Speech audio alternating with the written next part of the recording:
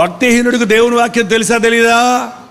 నా మాటలన్నీ నీకు తెలుసు, కానీ నా మాటలకు నువ్వు లోబడవు, నా మాటలు నువ్వు నమ్మవు, నా మాటలు నువ్వు వీపెనక్కి తోసేస్తున్నావు. ఏంటంటే కొన్నిసార్లు ఇంట్లో నుంచి వెళ్తున్నప్పుడు పిల్లల్ని రే రే రే రే రే రే ఉండరా ఉండరా ఉండరా ఉండరా అంటే అని వెళ్ళిపోతాడు చూడండి. అంటే అమ్మ మాటను ఏం చేశాడన్నమాట, నన్ను ఉండరా ఉండరా అంటే నువ్వు పాపా అని వెళ్ళిపోతుంటాడు కదా. అలాగే దేవుడు పిలుస్తూ ఉంటే సరే సరే సరే సరే అని ముందుకు వెళ్ళిపోతాడు చూడండి. వాడు ఏం చేస్తాడు అన్నమాట, దేవుని మాటలో తోచేస్తాడు. వెనక్కి దేవుని చిత్తం లేకుండా, దేవుని సందులో ప్రార్థన చేసుకోకుండా, దేవునికి ఇష్టం లేని పనులు, ఇష్టం లేని స్థలాలకు వెళ్ళేవాడు దేవుడిని ఏం చేస్తాడండి, తోసేస్తున్నాడు, దుఃఖపరుస్తున్నాడు. యేసుప్రభు వాక్యం వినే వాళ్ళకి తెలుసు, సినిమాలు, సారాయి, అబద్ధాలు అంటే తెలుసు.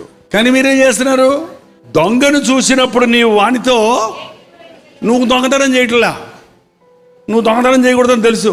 ఇప్పుడు నువ్వు వెళ్ళరా, నేను చూస్తుంటే ఎవడన్నా వస్తే చెప్తా అని ఇంకొకటి పంపించావు దొంగతనానికి. ఇంకొకటి దొంగతనం చేస్తుంటే నువ్వు కావలి కాస్తున్నావు. నువ్వు ఎవడవే? దొంగతో పాలు కాస్తాడైన వాడు ఎవడో దొంగే. ఒకరు అబద్ధం చెప్తే నువ్వు అన్నావు అనుకో, నువ్వెవరు అన్నమాట, నువ్వు అబద్ధికుడివే. ఏంటంటే దొంగతో నీవు ఏకీపిస్తున్నావు, వ్యభిచారులతో నువ్వు సాంగత్యమో, నువ్వు విచారం చేయటం లేదు, కానీ వ్యభిచారం చేసే వాళ్ళతో స్నేహం చేస్తున్నావు, వ్యభిచారం చేసే వాళ్ళతో కూర్చొని మాట్లాడుతున్నావు, వ్యభిచార కార్యాలు చూస్తున్నావు. చాలామందికి పాపం చెయ్యటం కంటే పాపం చూస్తానికి ఆశపడుతుంటారు, పాపం చేయడానికి భయపడతారు, కొందరు చూసి ఆనందించాలని ప్రయత్నిస్తుంటారు.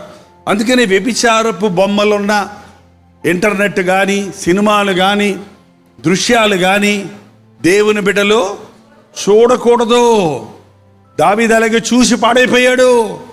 పక్కింటి అమ్మాయి స్నానం చేస్తుంటే పక్కింటి సైనికుడు భార్య, ఒక అమ్మాయి కూడా కాదు ఆమె, ఒకని భార్య ఆమె స్నానం చేస్తుంటే చూశాడు, తన బతికంతా నాశనం చేసుకున్నాడండి. జీవితం అంతా మచ్చలు అయిపోయింది దావీదు జీవితం. ఆ తర్వాత ప్రార్థన చేస్తున్నాడు, వ్యర్థమైన వాటిని చూడకుండా నా కన్నులు తిప్పివేయి. వ్యభిచారము చేయవద్దన్న మాట మీరు విన్నారు కదా. నేను మీతో చెప్పినదేమనగా, ఒక స్త్రీని మోహపు చూపుతో చూచేవాడు వ్యభిచారం చేస్తున్నాడు. తలంపులతో వ్యభిచారం చేస్తే 1 వంతు శిక్ష, నువ్వు క్రియల్లో వ్యభిచారం చేస్తే 2 వంతుల శిక్ష. ఎందుకంటే నువ్వు చెడిపోవటమే కాక ఏం చేస్తున్నావు, నువ్వు మరొక మనిషిని చెడగొడుతున్నావు. జారత్వమునకు దూరముగా పారిపోవుడి.